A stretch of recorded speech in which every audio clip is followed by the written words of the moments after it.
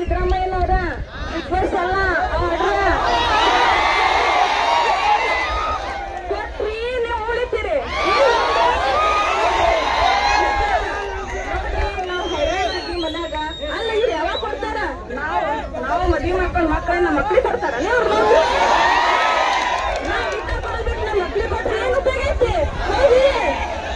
ನಮ್ ತಂದೆ ತಾಯಿನೇ ಕಲ್ತಿಲ್ಲ, ನಾವರ ಕಲಿಲಂತ ಅವರು ಹೊರದಾಗ ಹೈರಾಣಾಗಿಂತ ಬಿಸ್ಲಾಗ ಒಂದ ತಾಸ ನಮಗ್ ಎಷ್ಟು ಹೈರಾಣ ಅನಿಸ್ಲಾಗತ್ತದ. ನಮ್ ತಂದೆ ತಾಯಿ ಮುಂಜೆ ಹಿಡಿದು ಸಂಜೆ ತನ ಹೊರದಾಗ ದುಡದ ಅವ್ರು ತಿನ್ನ ಕೂಲಿಲ್ಲ ಅಂದ್ರೆ ನಮಗ್ ಕೊಟ್ಟು ಕಳ್ಸಕತ್ತಾರ. ಇದನ್ನೆಲ್ಲ ನೀವು ತಲೆಯಾಗ ಇಟ್ಕೊಳ್ಳಾರ್ದೆ ಈ ತೆಲ ನಮ್ ಜೊತೆ ಆಟ ಆಡಕತ್ತೀರಿ. ನೀವು ಹೊಟ್ಟಿಗೆಲ್ಲ ತಿತ್ತಿರೋ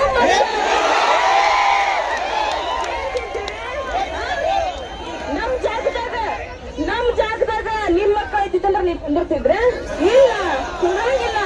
ನೋಡ್ರಿ ಸಿದ್ದರಾಮಯ್ಯನವ್ರ ಎಲ್ಲಾ ಈ ಕಾಂಗ್ರೆಸ್ ಸರ್ಕಾರಕ್ಕ ಹೇಳೋದೇನಂದ್ರ ಮಾಡಿದ್ರಿ ಚಲೋ ಐತಿ, ಇಲ್ಲ ನೋಡ್ರಿ ಇವ್ರಿಗೆ ಎಲ್ಲಾ ರಿಸಲ್ಟ್ 100% ಬೇಕಂತ, ಟೀಚರ್ ಮಾತ್ರ ಒಬ್ರೇ ಬೇಕಂತ, ರಕ್ಷಣೆ ಬೇಕಂತ, ಪೊಲೀಸರು ಮಾತ್ರ ಒಬ್ರೇ ಬೇಕಂತ. ಅವ್ರ ಮುದ್ದೆ ಬಂದ್ ಕಾಯ್ತಾನೆ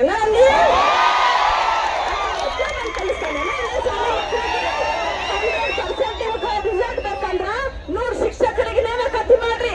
ಇವಾಗ ರಕ್ಷಣೆ ಬೇಕಂದ್ರೆ 100 ಜನ ಪೊಲೀಸರಿಗೆ ನೇಮಕ ಮಾಡ್ರಿ, 100 ಜನ PSIಗಳಿಗೆ ನೇಮಕ ಮಾಡ್ರಿ.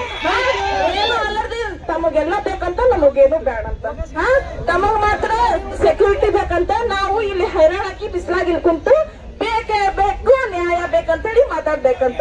ಯಾವ ನ್ಯಾಯ ರೀ ಇದ?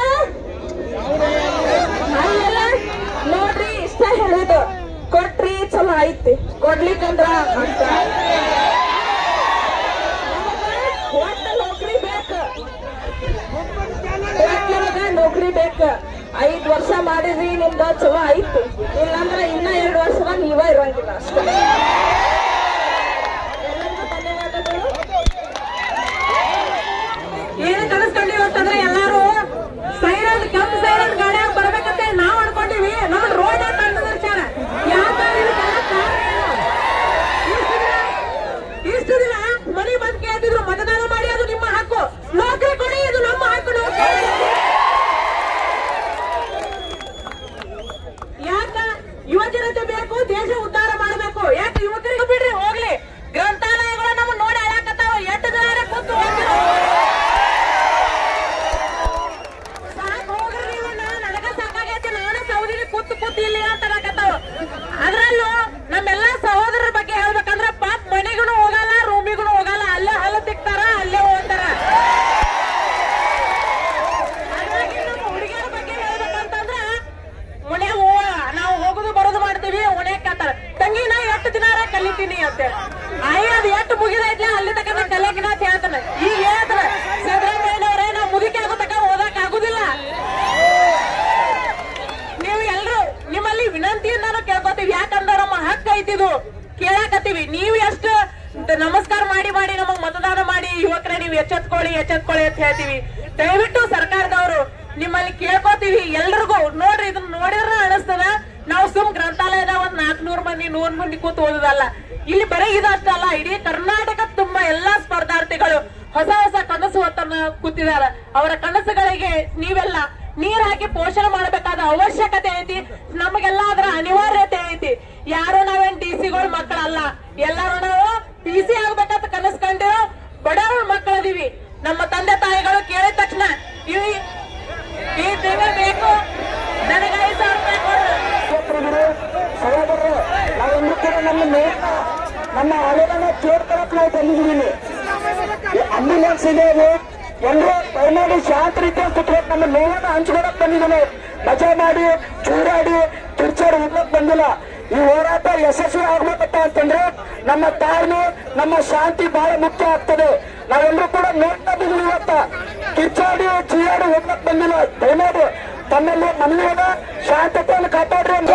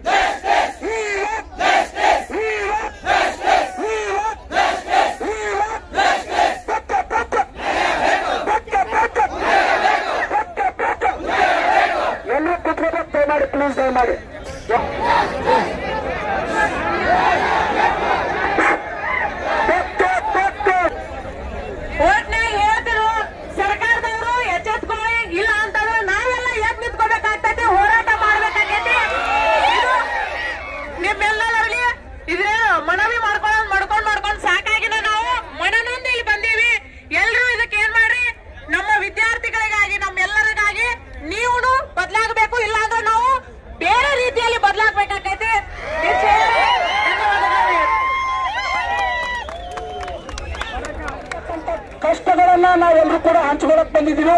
ಎಲ್ಲರೂ ದಯಮಾಡಿ ಕುಂತ್ಕೊಂಡು ದಯಮಾಡಿ ನೀವೆಲ್ಲರೂ ಶಾಂತ ರೀತಿ ಕುಂತ್ಕೊಂಡ್ರೆ ಮಾತಾಡೋದು ಎಲ್ಲರಿಗೂ ಕೂಡ ಕೇಳಿಸ್ತದ. ನೀವು ಶಾಂತ ರೀತಿಯಲ್ಲಿ ಅಂತಂದ್ರೆ ಇದು ಆಗ್ತದೆ.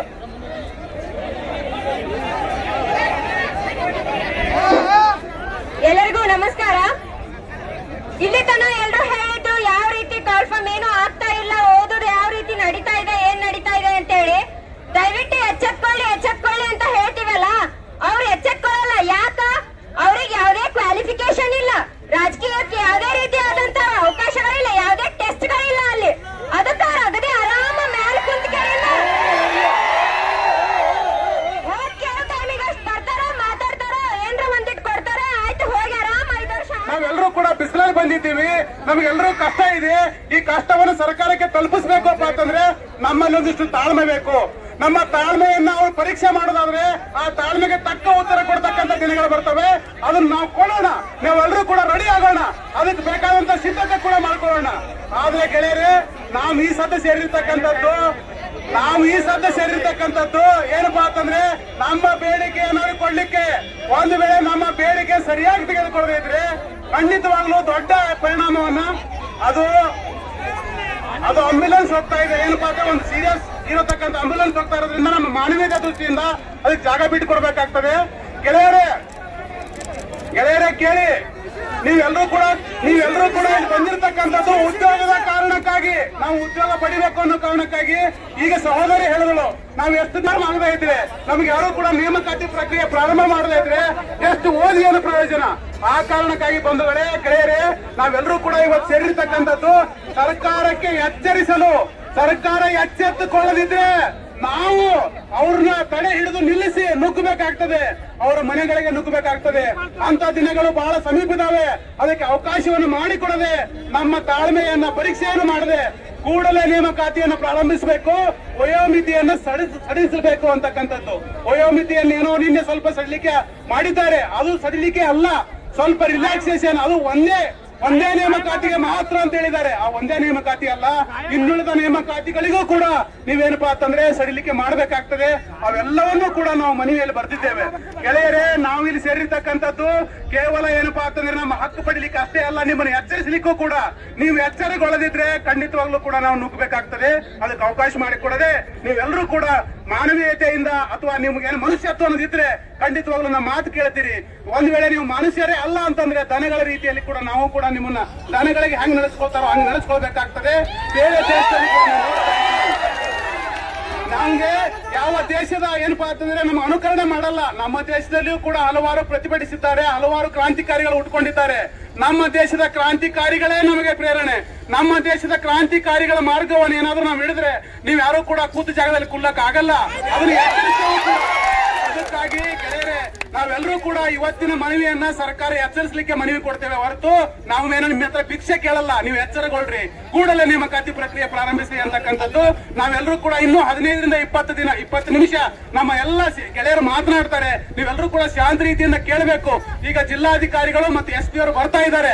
ನಮ್ಮ ಪ್ರತಿಭಟನೆ ಕಾರಣಕ್ಕಾಗಿ ಟ್ರಾಫಿಕ್ ಜಾಮ್ ಆಗಿ ಸಿಕ್ಕಾಕೊಂಡಿದ್ದಾರಂತ. ಅವ್ರು ಬರುವವರೆಗೂ, ಟ್ರಾಫಿಕ್ ಕ್ಲಿಯರ್ ಆಗಿ ಬರುವವರೆಗೂ ನಾವು ಕಾಯೋಣ. ಎಲ್ಲರೂ ಕಾಯ್ತೀವಲ್ಲ? ಈಗ ನಮ್ಮ ಗೆಳೆಯರು ಮಾತಾಡ್ತಾರೆ, ಎಲ್ಲರೂ ಮಾತುಗಳನ್ನ ಕೇಳ್ರಿ. ನಮ್ಮ ಮಾತುಗಳು ಸರ್ಕಾರವನ್ನು ಎಚ್ಚರಿಸುವ ರೀತಿ ಇರಬೇಕು ಹೊರತು ಯಾರನ್ನೂ ಪ್ರಚೋದನೆ ಮಾಡ್ತಕ್ಕಂಥ ಉದ್ದೇಶ ಹೊಂದಿಲ್ಲ. ನಾವು ಆ ರೀತಿ ಮಾಡುವುದಿಲ್ಲ ಕೂಡ. ಒಂದೇ ನಿಮಿಷ, ಎಲ್ಲರೂ 2 ನಿಮಿಷ ಅಷ್ಟೇ ಮಾತಾಡ್ತೀನಿ, ಅದಕ್ಕೆ ಹೆಚ್ಚು ಮಾತಾಡಲ್ಲ. ಮೊದಲು ಕೇಳ್ರಿ, ನಾ ಹೇಳಿದ್ದು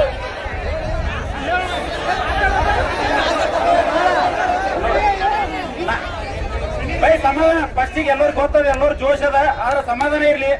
ನಾ ಇಲ್ಲಿ ಕಾಂಪಿಟೇಟಿವ್ ಫಸ್ಟಿಗೆ ಬಂದಕ್ರೆ 2023 ಜೂನ್ 23 ಡೇಟ್ ನ್ಯಾಪ್ ಇರ್ಬೇಕು. ನಾ ಹೇಳ್ತೀನಿ, 3 ಜನ ರೂಮ್ಮೇಟ್ ಇದ್ದೇವ್ ನಾವು. ಒಬ್ಬ ಅಣ್ಣ ಇದ್ದ, ಅವ ಫಸ್ಟಿಗೆ ಕರೆಂಟ್ ಅಫೇರ್ಸ್ ಮಾಡಕ್ ಚಾಲು ಮಾಡಿದ 2018. ಫಸ್ಟ್ ಸುಪ್ರೀಂ ಕೋರ್ಟ್ CJ ಯಾರಾದ್ರು ರಂಜನ್ ಗೊಗೊಯ್, ಅದಾಗಿಂದ ಬರ್ದ UV ಲಲಿತಾ, ಆಮೇಲೆ ಅರವಿಂದ್ ಚಂದ್ರ ಬೋಬ್ಡೆ, ಆಮೇಲೆ DV ಚಂದ್ರಚೂಡ, BR ಗವಾಯಿ. ಅದಾಗಿಂದ ಈಗ ಇನ್ನೊಂದು ಚೇಂಜ್ ಆಗ್ಲಿಕತ್ತ, ಸೂರ್ಯಕಾಂತ್ ಅಂತೇಳಿ. ಆದ್ರ ಅವ ಇನ್ನೂ ಜಾಬ್ ಸಿಕ್ಕಿಲ್ಲ, ಇನ್ನೂ ಇಲ್ಲೇ ರೂಮ್ ನಾಗ ಕುಂತ ಕರೆಂಟ್ ಅಫೇರ್ಸ್ ಬರ್ಲಿಕ್ಕತ್ತಾನ. ಇನ್ನೊಬ್ಬಂದ್ ಹೇಳ್ತೀನಿ, 3 ಜನ ರೂಮ್ಮೇಟ್ ಒಳಗೆ ಇನ್ನೊಬ್ಬ ಇದ್ದ, ಅವನ್ ಮದ್ವೆ ಆಗಿತ್ತು. ಅವ್ರ ಮಾಮಾಗ ಮದ್ವೆ ಇನ್ನು ಮಾತು ಕೊಟ್ಟು ಬಂದಿದ್ದ 2022 ಸೆಪ್ಟೆಂಬರ್ ಒಳಗ 3 ತಿಂಗಳ ಎಕ್ಸಾಮ್ ಬರೆದ್ ಬರ್ತೀನಿ ಮಾವನ, ಅದ್ರಕ್ಕಿಂತ ಹೆಚ್ಚು ತೋಳಲ್ಲ ಅಂತೇಳಿ. ಅದಾದ್ಮ್ಯಾಗ ಏನಾಗಿದೆ ಅಂತ ಕೇಳಿ 3 ತಿಂಗಳಾದ್ಮೇಲೆ 1 ತಿಂಗಳು ಅನ್ಕೋತ ಈಗ ಅವ್ನ ಮೊನ್ನೆ ಗಂಡು ಮಗೊಂದು ಇದು ಆಯ್ತು. ಅವ್ರ ಮಾವ ಹೇಳ್ತಾನ ಇನ್ನೇ ಮಂದ ಮಾವ 3 ತಿಂಗಳಾಗ ಏನೋ ಬಿಡ್ತಾರತ್ತ ಬರೋದ್ ಬರ್ತೀನಿ, ನೀ ಏನ್ ಬಿಡುದು ಬೇಡ ನನ್ ಬಲ್ಲಿ ಬಾ ಇಲ್ಲಿ ಕೆಲ್ಸಕ್ಕೆ ಅಂದನ. ಈಗ ಉಳಿದವನ ಒಬ್ಬನೇ, ನಾವು ಉಳಿದ ಒಬ್ಬನೇ.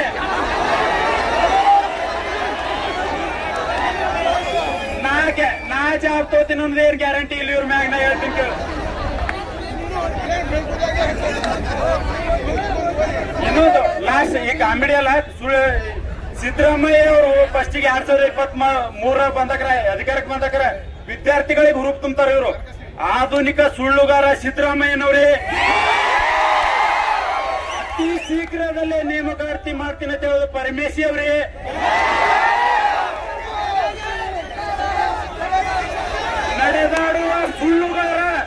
ನಡೆದಾಡುವ ಸುಳ್ಳುಗಾರ ಈ ಮಧು ಬಂಗಾರಪ್ಪನವರೇ. ಕಲ್ಯಾಣ ಕ್ರಾಂತಿ ಬಸವಣ್ಣನವ್ರ ನಾಡದಾಗ ನಿಂತ ಹೇಳತ್ತೇವು. ಅವತ್ತು ನೇಪಾಳನಾಗ ಆದಂಗ ಇವತ್ತು ಕರ್ನಾಟಕದಾಗ ಆಯ್ತು. ಬೇಕೇ ಬೇಕು ನ್ಯಾಯ ಯಾವತ್ತು ಅನ್ನಲ್ಲ, ಇನ್ನೂರಿಗೆ ಅಂದಿಲ್ಲ. ಒಂದೇ ನಮ್ದು ಹೋರಾಟ.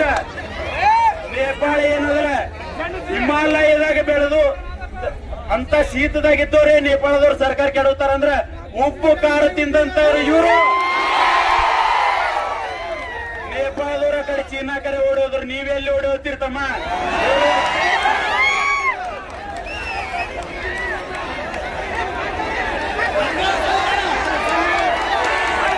ಇನ್ನೊಂದು, ನಾವು ಯಾವತ್ತೂ ಇದು ವಿದ್ಯಾರ್ಥಿಗಳ ಶಾಂತಿಯುತ ಪ್ರತಿಭಟನೆ ಅಂತೇಳಿ ಹೇಳ್ಕೋಬೇಡ್ರಿ. ಕರ್ನಾಟಕ ಜಂಜಿ ಹೋರಾಟಗಾರರು ಇವತ್ತು ಎಚ್ಚರಿಕೆ. ಲಾಸ್ಟ್ ಏನೂ ಇಲ್ಲ, ಕರ್ನಾಟಕ ಗೌರ್ಮೆಂಟ್ ಕೆಡವಿಂದೆ ನಾವು ನೇಮಕಾತಿ ಪತ್ರ ತಗೋಬೇಕಂದ್ರೆ ಅದಕ್ಕೂ ರೆಡಿ ಅದೆವು. ಸಿದ್ದರಾಮಯ್ಯನವ್ರೆ ಇವರು ಯೂಟ್ಯೂಬ್ ನ ಕ್ಲಾಸ್ ಮಾಡಾಕಾರ ನಾ ಇನ್ನೊಂದ್ ಕೇಳೀನಿ. ಒಳ ಮೀಸಲಾತಿ ಜಾರಿ ಆಯ್ತು ಅವತ್ ಹೇಳಿದ್ರು, ಇನ್ನು 3 ತಿಂಗಳ ಅಂತಂದ್ರು. 3 ತಿಂಗಳಾದ್ಮ್ಯಾಗ 1 ತಿಂಗಳ ಅವ್ ಯೂಟ್ಯೂಬ್ ಕ್ಲಾಸ್ ಮಾಡವನೇ ಬಿಟ್ಟಾನ.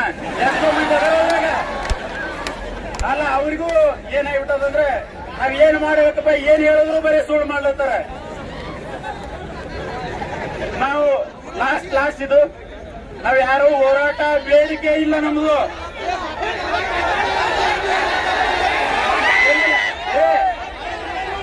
ನಾವು ಒಪ್ಕೋತೀನಿ, ನನಗೆ ಬಹಳ ಬೇಡಿಕೆ ಅದತ್ತ, ಬಟ್ ನನ್ನ ಹಿಂದೆ ಬಹಳ ಜನ ಅದಾರ, ಅದಕ್ಕೆ ಅವ್ರಿಗೆ ಅವಕಾಶ ಕೊಡಬೇಕು. ಧನ್ಯವಾದಗಳು. ಸೈಲೆಂಟ್ ಆಗಿರ್ತೀರಾ? ನಾನ್ ಗುಲ್ಬರ್ಗನಿಂದ ಬಿಜಾಪುರ್ಗೆ ಓದಕ್ ಬಂದಿದ್ದು. ಈಗ 3 ತಿಂಗಳಾಯ್ತು. ಮನೆಯಲ್ಲೂ ಓದಿದ್ದೀನಿ, 2 ವರ್ಷ ಓದಿದ್ದೀನಿ. PSI ಮಾಡಿದ್ದ, ಅದು ಹಗರಣ ಆಯ್ತು. 445 ಪೋಸ್ಟ್ ಇದ್ದು ಅಲ್ಲ, ಅದ್ರ ಹಗರಣ ಆಯ್ತು. ಅವಾಗ ನಾನು 23ನೇ ರ್ಯಾಂಕ್ ಇದ್ದೀನಿ ನಾನು. ಈಗ ಇಲ್ಲಿ ಬಂದ್ ಮತ್ತೆ ಓದಕತ್ತೀನಿ ಅಂದ್ರೆ TT ಗೋಸ್ಕರ ಓದಕತ್ತೀನಿ. ಮತ್ತೆ ಬಿಡ್ತಾರೆ ಅನ್ನೋ ಮತ್ತೆ ಹೇಳ್ಬೇಕೇನೋ ಹಂಬಲ ನಿಂತ ಓದಕತ್ತಿದ್ದೀನಿ. ಇಲ್ಲಿ ಬಂದಿರ್ತಿ ಅದೇ ಮೀಸಲಾತಿ ಅದು ಆಯ್ತು ಇದು ಆಯ್ತು ಮತ್ತು ಬಂಗಾರಪ್ಪನವ್ರೆ ನೀವು ಮಲ್ಕೊಂಡಿದ್ದೀರಾ? ಎಷ್ಟು ದಿನ ಅಂತ ವೇಟ್ ಮಾಡ್ಬೇಕು ನಾವು ಇಲ್ಲಿ?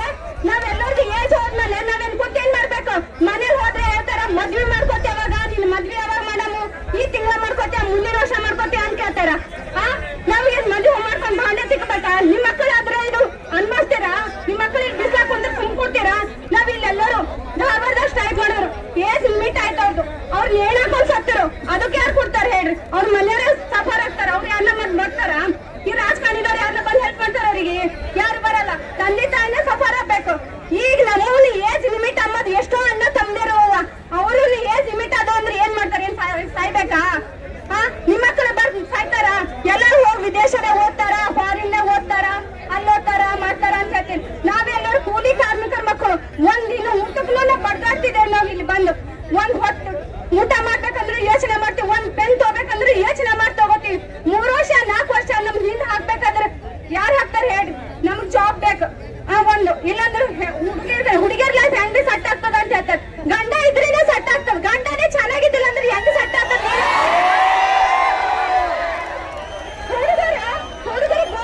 ಹುಡುಗರಿಗೆ ಗೌರ್ಮೆಂಟ್ ಜಾಬ್ ಇದ್ರೇನೆ ಹುಡುಗಿಯರಿಗೆ ಕೊಡ್ತೀನಿ ಅಂತಾರೆ. ಅವ್ರು ಏನ್ ಮಾಡ್ಬೇಕೇನ್? ಮದ್ವೆ ಮಾಡ್ಕೊಳ್ಳೋದು ಅಡ್ಡ ಇರ್ಬೇಕಾ? ನಿಮ್ ಮನೆಗೆ ಹೆಣ್ಮಕ್ಳು ಮದ್ವೆ ಮಾಡ್ತಾರೆ ಎಲ್ಲರಿಗೆ ಮತ್ಕೊಂಡಿರೇನು? ಸಿದ್ದರಾಮಯ್ಯನವ್ರೆ ಎಷ್ಟು ದಿನ ಅಂತ ಹೇಳ್ತೀರಿ? ಅಲ್ಲಿ ಕುಂತು ಬಿಲ್ ಪಾಸ್ ಮಾಡ್ತೀನಿ, ಅದು ಮಾಡ್ತೀನಿ ಅಂತಾರೆ. ಗೋಡಂಬಿ ದ್ರಾಕ್ಷಿ ತಿಂದಂಗಲ್ಲ ಸಿದ್ದರಾಮಯ್ಯ ಅನ್ನೋರು. ಬಂದ್ ಕುಂತು ನೋಡ್ರಿ ನಾವೇನ್ ಕಷ್ಟ ಪಡಕತ್ತೀವಂತ. ಎಲ್ಲರೂ ಕುಂತು ಬಿಲ್ ಪಾಸ್ ಮಾಡ್ತೀನಿ, ಜಾತಿ ಗಣತೆ ಮಾಡ್ತೀನಿ ಅಂತ ಹೇಳಿದ್ರು. ಇನ್ನ ಆಗಿಲ್ವಾ? ಇನ್ನ ಎಷ್ಟು ದಿನ ಟೈಮ್ ಬೇಕು? ನಮ್ದು ಪೇಷನ್ಸ್ ಅನ್ನೋದದ, ನಮ್ದು ಏಜ್ ಅದ, ಲಿಮಿಟೆಡ್ ಅಂತದ, ಇಂತಿಷ್ಟಾಗಿ ಇಂತಿಂತ ಆಗ್ಬೇಕಮ್ಮದದ. ಇನ್ನ ನಾವೇ ಮುದುಕರಾಗತ್ತಾನೆ ಓದ್ಕೋತಾನೆ ಕೊಡ್ಬೇಕಾ? ಎಷ್ಟು ದಿನ ಅಂತ ಓದ್ಬೇಕು? ನಿಮ್ ಮಕ್ಕಳಾದ್ರೆ ಓದಕ್ ಬಿಡ್ತೀರಿ, ಫಾರಿನ್ ಕಂಟ್ರಿ ಹೋಗ್ತೀರಿ. ಯಾರಪ್ಪ ನೀವೆಲ್ಲರೂ ಸಿಎಂ PM ಎಲ್ಲರೂ ಇದ್ದೀರಿ. ಅವ್ರ ಮಕ್ಕಳು ಯಾರನ್ನ police constable PSI TT CT ಓದೋರು ಯಾರ ಮಕ್ಕಳಾರ ಹರ? ಯಾರ ಮಕ್ಕಳಾರ? ಯಾರು ಇಲ್ಲ. ಇಲ್ಲೆಲ್ಲರೂ ಕಾಮನ್ ಮಕ್ಕಳೇ. ಯಾಕಂದ್ರೆ ಬ್ಯಾನಿ ಆಗ್ತಾ ಇಲ್ಲ. ನಾವಿದ್ದೀವಲ್ಲ ಅದಕ್ಕೆ ಬ್ಯಾನಿ ಆಗಲ್ಲಾಗ್ಯದವ್ರಿಗೆ. ಅವ್ರ ಮಕ್ಕಳಿದ್ರೆ ಬ್ಯಾನಿ ಆಗ್ತಿತ್ತು, ಪಟ್ ಅಂತ ಬಿಡುಗಡೆ ಮಾಡ್ತಿರು. ಇದು ಅವ್ರಿಗೆ ಕಾಲು ಕೈ ಮುಗಿಯೋದೆಲ್ಲ ಮುಗೀತು. ಈಗ ಏನಿದನ್ನ ಸರ್ಕಾರನೇ ಉಳಿಸ್ಬೇಕು, ತೆಳಗೆ ಹಾಕ್ಬೇಕು. ಯಾಕಿಲ್ಲ ಸಿದ್ದರಾಮಯ್ಯನೇ ಇಲ್ಲಕ್ಕ ಮತ್ತೆ ಬಂಗಾರಪ್ಪನವರೇ ಇಲ್ಲ. ಈ ಸಲ ಸ್ಟ್ರೈಕ್ ಮಾಡಿ ನೆಕ್ಸ್ಟ್ ಟೈಮ್ ಈ ಶಾಂತಿ ಊಟ ಸ್ಟ್ರೈಕ್ ಮಾಡೋದೇ ಬೇಕಾಗಿಲ್ಲ. ಏನ್ ಉಗ್ರವಾದ ಹೋರಾಟ ಮಾಡಕ್ ನಾವು ರೆಡಿ. ಅವ್ರಿಗೆ ತೆಳಗಿಳಿಸಿ ಹೋದನ್ನ ಹಿಡ್ಕೊಂಡ್ ಬಂದು ಹೊಡಿತೀವಿ.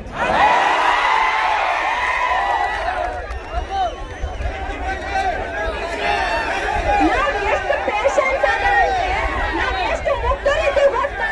ನಮ್ಮನ್ನು ಮುಗ್ಧರಿಗೆ ನಾವು ಹೋಗಿದ್ದೀವಿ. ಯಾಕ ನಮ್ಮೋರೇ ಹರ? ಯಾಕ ಇನ್ನೊಂದು ವರ್ಷ ಹೋದ್ರೆ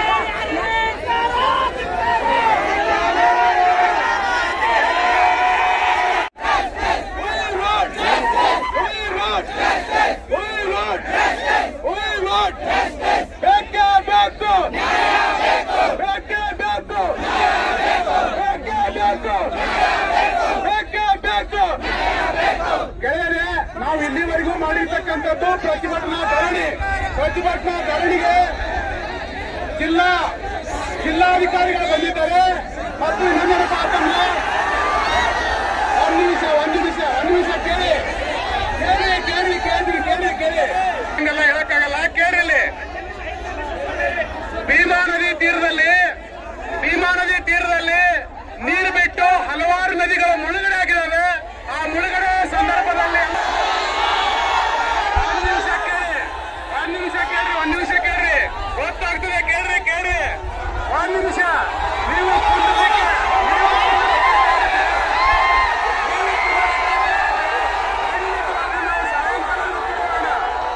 ಕುಂದಿರ್ಲಿಕ್ಕೆ ತಯಾರಿದ್ರೆ ನೀವೆಲ್ಲರೂ ಕುಂದಿರ್ಲಿಕ್ಕೆ ರೆಡಿ ಇದ್ದೀರಾ? ನೀವು ರಾತ್ರಿ ಎಲ್ಲ ಇಲ್ಲೇ ಕುಂದಿರ್ತೀರಾ? ಓಕೆ, ನೀವೆಲ್ಲರೂ ಕುಂದಿರ್ಲಿಕ್ಕೆ ರೆಡಿ ಇದ್ರೆ ನಾವು ಕೂಡ ರಾತ್ರಿ ಬೆಳಗ್ಗೆ ಕುಂದಿರ್ಲಿಕ್ಕೆ. ಆದ್ರೆ ಏನಪ್ಪಾ ಅಂತಂದ್ರೆ ನಾವು ಮನವಿಯನ್ನ ಕೊಟ್ಟು ಏನಪ್ಪಾ ಅಂತಂದ್ರೆ ನಾವು ಇಲ್ಲೇ ಕೂತ್ಕೊಳ್ಳೋಣ, ಇಲ್ಲೇ ಕೂತು ಪ್ರತಿಭಟನೆ ಮಾಡೋಣ. ಅವ್ರ ಜಿಲ್ಲಾಧಿಕಾರಿ ಮೊದಲು ಕೂತ್ಕೊಳ್ಳೋಣ. ಗೆಳೆಯರೇ,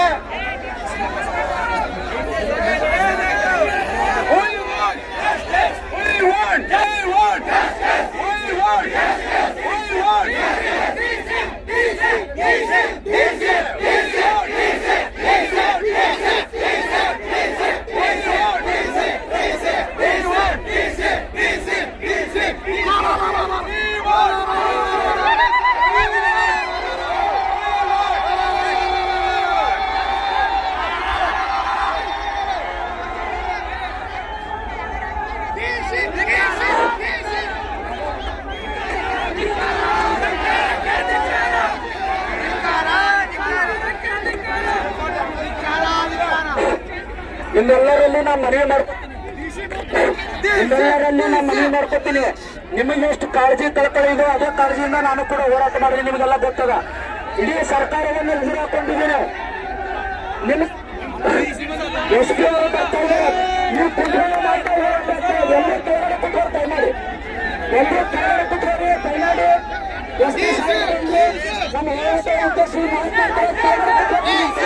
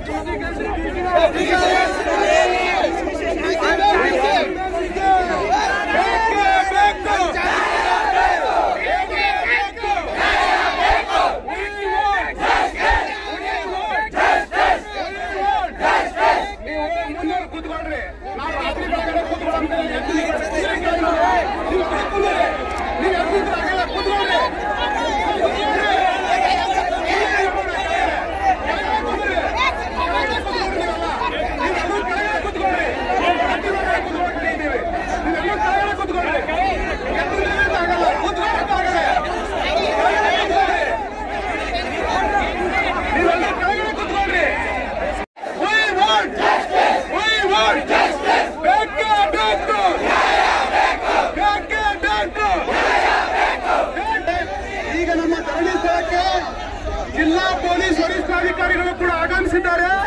ನಾವು ಮನವಿಯನ್ನ ಜಿಲ್ಲಾಧಿಕಾರಿಗಳ ಕಚೇರಿಗೆ ಕೊಡ್ಬೇಕಂತ ಮಾಡಿದ್ವಿ.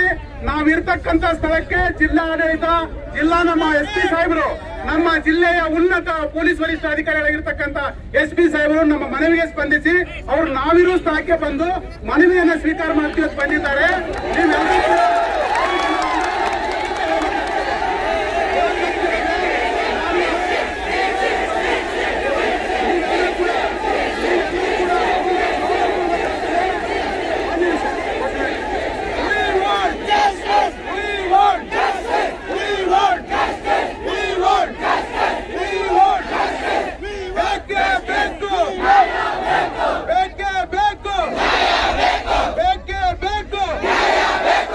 ನಿಮ್ಮೆಲ್ಲರನ್ನ ಉದ್ದೇಶಿಸಿ ನೋಡಿ, ಏನು ಧಿಕ್ಕಾರ ಆಮೇಲೆ ಇರ್ಲಪ್ಪ, ಮೊದಲು ಕೇಳು. ಹೌದಾ? ನಾಳೆ ನೀವು ಕೂಡ ಏನು ನಮ್ಮ ತರ ಇಲ್ಲಿ ಕಾಕಿ ಹಾಕೋಬಹುದು, ಇಲ್ಲ ಎಡಿಷನಲ್ ಡಿಸಿ ಸಾಹೇಬ್ರಕ್ಕೆ ನೀವು ಕೂಡ ರೆವಿನ್ಯೂ ಇಲಾಖೆಗೂ ಬರ್ಬೋದು. ನೋಡಿ, ನಾವು ಅಧಿಕಾರಿಗಳ ಹಾಕಿದ್ರ ಮುಂಚೆ ಕೂಡ ನಾವು ಕೂಡ ವಿದ್ಯಾರ್ಥಿ ಆಗಿದ್ವಿ. ನಾವು ಕೂಡ ನಿಮ್ಮಂತೆ ಕಾಂಪಿಟೇಟಿವ್ ಎಕ್ಸಾಮ್ಸ್ಗಳಿಗೆ ತಯಾರಿ ನಡೆಸಿ ಕಾಂಪಿಟೇಟಿವ್ ಎಕ್ಸಾಮ್ಸ್ಗಳನ್ನ ಬರೆದು ಇವತ್ತು ನಾವು ಈ ಕಡೆ ಇದ್ದೀವಿ. ಒನ್ಸ್ ಅಪಾನ್ ಎ ಟೈಮ್ ನಾವು ಕೂಡ ನಿಮ್ ತರನೇ ವಿದ್ಯಾರ್ಥಿಗಳಾಗಿ ಈ ಕಾಂಪಿಟೇಟಿವ್ ಎಕ್ಸಾಮ್ಸ್ಗಳಿಗೆಲ್ಲ ಓದಿ ಮಾಡಿ ನಿಮ್ಮ ಕಷ್ಟ ಏನಿದೆ, ಏನಿದೆ, ಎಷ್ಟು ಕಷ್ಟ ಪಡಬೇಕಾಗತ್ತೆ. ತಂದೆ ತಾಯಿಗಳು ನಿಮ್ಮನ್ನ ಏನು ಕಷ್ಟಪಟ್ಟು ದುಡಿದು ಮಾಡಿ ಇಲ್ಲಿ ಲೈಬ್ರರಿ ಫೀಸು, ಕೋಚಿಂಗ್ ಫೀಸು, ನಿಮ್ಮ ಹಾಸ್ಟೆಲ್ ಫೀಸು, ಊಟದ ಫೀಸು ಅಂತಂತೇಳಿ ಕಟ್ಟಿ ಮಾಡಿ ಸುಮಾರು ಕಷ್ಟಪಟ್ಟಿರ್ತಾರೆ. ಅದೇ ರೀತಿ ಕೂಡ ನೀವು ಗ್ರಾಜುಯೇಷನ್ ಮುಗಿಸ್ಕೊಂಡು ಬಹಳಷ್ಟು ಕಷ್ಟಪಟ್ಟಿರ್ತೀರ ಅನ್ನುವಂತ ಆ ನೋವು ನಾವು ಇಲ್ಲಿ ನಿಂತು ಹೇಳ್ತಾ ಇಲ್ಲ, ನಮಗೂ ಕೂಡ ಅನುಭವಿಸಲು ಕೂಡ ಗೊತ್ತಿದೆ.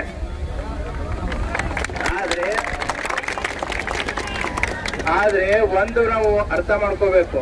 ಯಾಕಂದ್ರೆ ನಾನು ವಿದ್ಯಾರ್ಥಿಯಾಗಿನೂ ಗೊತ್ತಿದೆ, ಲೆಕ್ಚರರ್ ಆಗಿಯೂ ಗೊತ್ತಿದೆ, ಇವತ್ತು ಪೊಲೀಸ್ ಅಧಿಕಾರಿಯಾಗಿನೂ ಗೊತ್ತಿದೆ.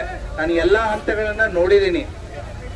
ಈಗ ಏನ್ ನೀವು ಪ್ರತಿಭಟನೆ ಮಾಡ್ತಾ ಇದ್ರಿ, ನಾವು ಕೂಡ ಕಾಂಪಿಟೇಟಿವ್ ಎಕ್ಸಾಮ್ಸ್ ಓದ್ತಿರ್ಬೇಕಾದ್ರೆ ಈ ಸಿಸ್ಯಾಟ್ ಇಂಟ್ರೊಡ್ಯೂಸ್ ಆಗಿತ್ತು. ನಿಮ್ಗೆ ಗೊತ್ತಿದೆಯಲ್ಲೋ ಗೊತ್ತಿಲ್ಲ, ಸಿವಿಲ್ ಸರ್ವಿಸ್ ಅಪ್ಟಿಟ್ಯೂಡ್ ಟೆಸ್ಟ್. ಈಗ KSCಗೂ ಇದೆ, UPSCಗೂ ಇದೆ, ಎಲ್ಲ ಇದೆ.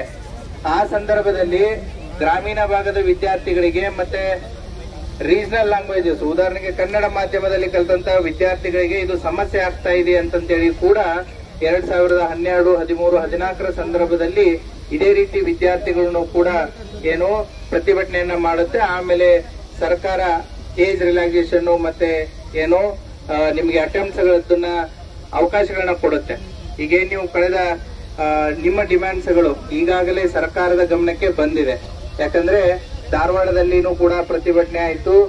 ಕರ್ನಾಟಕದಲ್ಲಿ ಬೆಂಗಳೂರು ಬಿಟ್ರೆ ನೆಕ್ಸ್ಟ್ ಹೈಯೆಸ್ಟ್ ಕೋಚಿಂಗ್ ಇನ್ಸ್ಟಿಟ್ಯೂಷನ್ಸ್ ಇರೋದು ಎಲ್ಲಿ ಅಂತಂದ್ರೆ ಧಾರವಾಡ ಬಿಟ್ರೆ ಹೈಯೆಸ್ಟ್ ಇರೋದು ಬಿಜಾಪುರಮ್ಮ.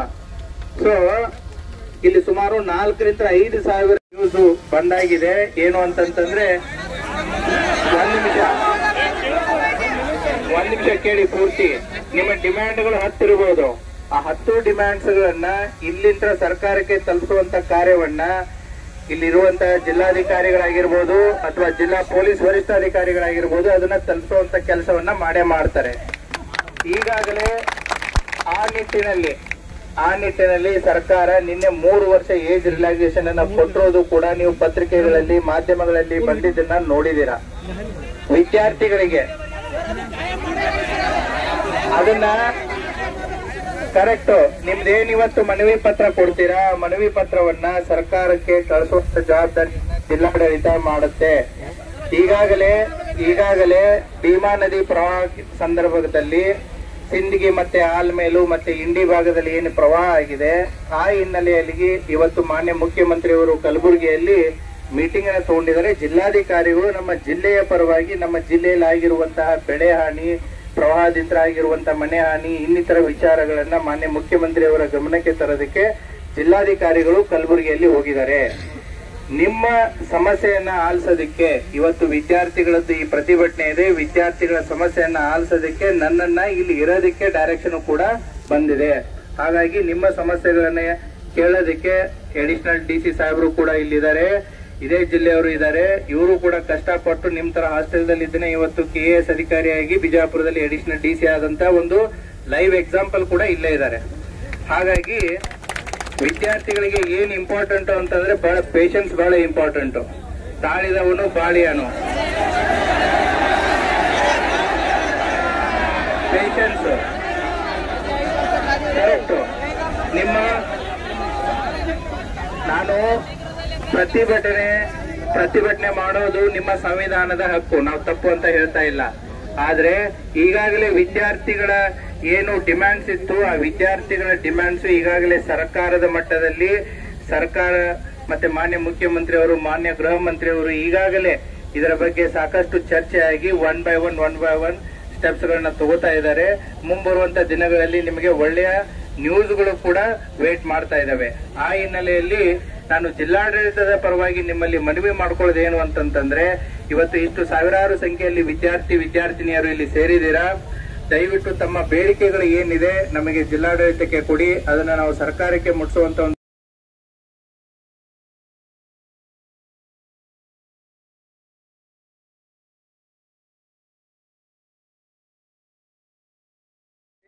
ಮಾನ್ಯ SP ಸಾಹೇಬರು ಕೂಡ ಇವತ್ತು ಮಾನ್ಯ ಮುಖ್ಯಮಂತ್ರಿಗಳ ಸಭೆಗೆ ಹೋಗಬೇಕಾಗಿತ್ತು. ಇವತ್ತು ತಾವೆಲ್ಲ ಪ್ರತಿಭಟನೆ ನಿಮಿತ್ತ ಅವರು ಕೂಡ ಉಳ್ಕೊಂಡಿದ್ದಾರೆ. ಅಡಿಷನಲ್ SP ಅವರು ಮುಂಜಾನೆ 6 ಗಂಟೆಗೆ ಅವರು ಹೋಗಬೇಕಾಗಿತ್ತು. ಅವರು ಕೂಡ ಇವತ್ತು ತಮ್ಮ ಪ್ರತಿಭಟನೆಗಾಗಿ ಇಲ್ಲಿ ಉಳ್ಕೊಂಡಿದ್ದಾರೆ. ಹೀಗಾಗಿ ತಾವೇನು ನೇಮಕಾತಿ ಆಗಬೇಕು ಅನ್ನುವಂಥದ್ದು ಮನವಿಯನ್ನು ಕೊಡ್ತಾ ಇದ್ದೀರಿ, ಅದನ್ನು ನಾವು ಸರ್ಕಾರಕ್ಕೆ ಕಳಿಸಿಕೊಡ್ತಾ ಇದ್ದೀವಿ. ಈಗಾಗಲೇ ತಾವು ಪ್ರತಿಭಟನೆ ಮೂಲಕ ಇಲ್ಲಿ ಹಲವಾರು ಜನರಲ್ಲಿ ಮಾತಾಡಿದರೆ ಕೇಳಿದ್ದೀವಿ. ಶ್ರೀನಾಥ್ ಅವರು, ಪೂಜಾರಿ ಅವರ ನೇತೃತ್ವದಲ್ಲಿ ಇಲ್ಲಿ ಸಹಸ್ರಾರು ಸಂಖ್ಯೆಯಲ್ಲಿ ನಾವು ಭಾಗವಹಿಸಿದ್ರಿ. ಈಗಾಗಲೇ SP ಸಾಹೇಬರು ಜಿಲ್ಲಾ ಪ್ರತಿನಿಧಿಯಾಗಿ ಇವತ್ತು ನಮ್ಮ ಜಿಲ್ಲೆಗೆ ಜಿಲ್ಲಾಧಿಕಾರಿಗಳು ಮತ್ತು SP ಸಾಹೇಬರು ಆಧಾರ ಸ್ತಂಭಗಳಿಂದ ಮಾನ್ಯ SP ಸಾಹೇಬರೇ ಇಲ್ಲಿ ತಮ್ಮ ವೇದಿಕೆ ಬಂದಿದ್ದಾರೆ, ನಾನು ಕೂಡ ಬಂದಿದ್ದೀವಿ. ಇಡೀ ಎಲ್ಲ ಪೊಲೀಸ್ ಇಲಾಖೆಯು ಇಲ್ಲಿ ತಮ್ಮೊಂದಿಗೆ ಇದೆ. ಹೀಗಾಗಿ ಶಾಂತ ರೀತಿಯಿಂದ ಪ್ರತಿಭಟನೆ ಮಾಡಿದರೆ ಇಲ್ಲಿವರೆಗೂ ಮನವಿಯನ್ನು ನೀವು ಕೊಟ್ಟು ಇಲ್ಲಿವರೆಗೆ ಇದನ್ನು ಮುಕ್ತಾಯಗೊಳಿಸಬೇಕಂತ ಕೇಳ್ಕೊಳ್ತಾ ನಿಮ್ಮ ಮನವಿಯನ್ನು ನಾವು ಸರ್ಕಾರ ಕಳಿಸಿಕೊಡ್ತಾ ಇದ್ದೀವಿ. ದಯವಿಟ್ಟು ಯಾವುದೇ ಕಾನೂನನ್ನು ಕೈಗೆ ತೆಗೆದುಕೊಳ್ಳದೆ ಶಾಂತ ರೀತಿಯಿಂದ ತಾವು ಪ್ರತಿಭಟನೆ ಮಾಡ್ತಾ ಇದ್ದೀರಿ, ಇದನ್ನು ನಾವು ಸರ್ಕಾರಕ್ಕೆ ಕಳಿಸಿಕೊಡ್ತಾ ಇದ್ದೀವಿ. SP ಸಾಹೇಬರು ಇಲ್ಲಿವರೆಗೂ ಸುದೀರ್ಘವಾಗಿ ಮಾತಾಡಿದ್ದಾರೆ. ನಾವು ಕೂಡ ಹಾಸ್ಟೆಲ್ನಿಂದ ಬಂದಂಥವ್ರು ನಿಮ್ಮ ಹಾಗೆ ನಾವು ಕೂಡ ಹಾಸ್ಟೆಲ್ದಲ್ಲಿ ಇದ್ದುಕೊಂಡು ಓದಿ ಈಗ ಕಾಂಪಿಟೇಟಿವ್ ಎಕ್ಸಾಮ್ದಲ್ಲಿ ಪರೀಕ್ಷೆ ಬರೆದು ಈ ಹುದ್ದೆಯಲ್ಲಿ ನಾವು ಬಂದಿದ್ದೀವಿ. ಅದೇ ರೀತಿ ನಿಮಗೂ ಅವಕಾಶಗಳು ಸಿಗಲಿ ಅಂತ ಹೇಳ್ತಾ ನಮ್ದು ಆ ಭರವಸೆ ಇದೆ. ಹೀಗಾಗಿ ತಾವು ನೇಮಕಾತಿ ಆಗಬೇಕು ಅಂತೇಳಿ ಮತ್ತು ವಯಸ್ಸಿನಲ್ಲಿ ರಿಲ್ಯಾಕ್ಸೇಷನ್ ಕೇಳ್ತಾ ಇದ್ದೀರಿ. ಈ ಮನವಿಯನ್ನು ನಾವು ಸರ್ಕಾರಕ್ಕೆ ಕಳಿಸ್ಕೊಡ್ತಾ ಇದ್ದೀವಿ. ಮಾನ್ಯ SP ಸಾಹೇಬರು ಕೂಡ ಇಲ್ಲಿದ್ದಾರೆ. ಅದಕ್ಕಾಗಿ ತಾವು ಕೂಡ ಗೌರವಿಸಿ ನಮಗೆ ಮನವಿ ಪತ್ರ ಕೊಡಬೇಕಂತೇಳಿ ಮನವಿ ಮಾಡ್ಕೊಳ್ತಾ ಇದ್ದೀನಿ.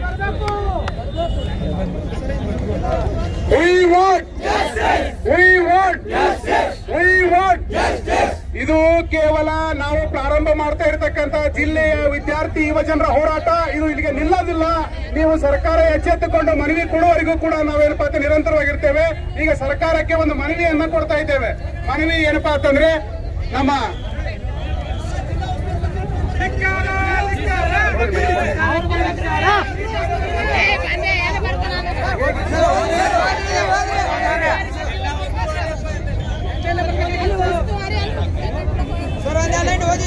ನಾವು ಮನವಿಯನ್ನ ಕೊಡ್ತಾ ಇರ್ತಕ್ಕಂಥದ್ದು ಕೇವಲ ಈಗ ಸಾಂಕೇತಿಕ. ಮುಂದಿನ ದಿನಮಾನದಲ್ಲಿ ನಮ್ಮ ಹೋರಾಟ ಜೀವಂತವಾಗಿರ್ತದೆ ಅಂತಕ್ಕಂಥ ಮಾತನ್ನ ಹೇಳಿ ಎಲ್ಲರೂ ಒಂದು ಜೋರಾಗಿ ಸರ್ಕಾರಕ್ಕೆ ಕೇಳುವ ಹಾಗೆ ಕೂಗೋಣ.